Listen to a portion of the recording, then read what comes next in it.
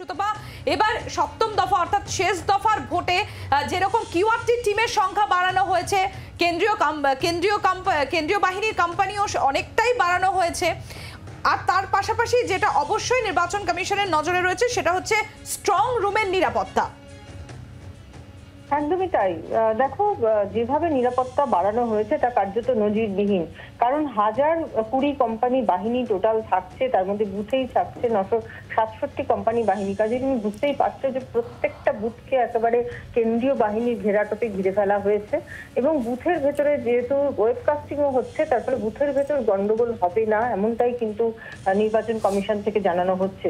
কিন্তু বুথের বাইরে গন্ডগোল নিয়ে চিন্তায় রয়েছে নির্বাচন কমিশন, কারণ যে 9টা কেন্দ্রে নির্বাচন রয়েছে তার মধ্যে কলকাতার 2টো কেন্দ্র রয়েছে, পার্শ্ববর্তী যাদবপুর রয়েছে, ভাঙড় যে এলাকার মধ্যে পড়ছে, এবং সব থেকে বড় কথা সন্দেশখালী রয়েছে। কাজে বুঝতেই পারছো যে সমস্ত দিকে নজর থাকছে নির্বাচন কমিশনে। তারা একেবারে বুথ ওয়াইজ ভাগ করেছেন একদম স্পর্শকাতর এলাকাগুলোতে, সেখানে যেরকম ভাবে বাহিনীর পরিমাণ বাড়ানো হয়েছে। অন্যদিকে যেমনটা তুমিও বলছিলে যে কিউআরটি পরিমাণ ব্যাপক বাড়ানো হয়েছে, তার কারণ মনে করা হচ্ছে বুথ বাইরে কিন্তু গন্ডগোল হবে।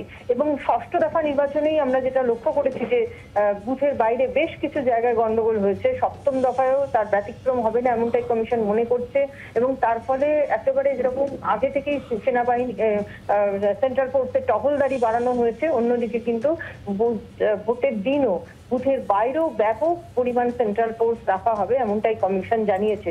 কিউআরটিকে যেখানে সুনিশ্চিত করা হচ্ছে যাতে তাদেরকে রাজ্য পুলিশ এলাকা চিনিয়ে নিয়ে একেবারে খুব দ্রুত পৌঁছতে পারে ঘটনাস্থলে, সেই ব্যবস্থা করা হচ্ছে।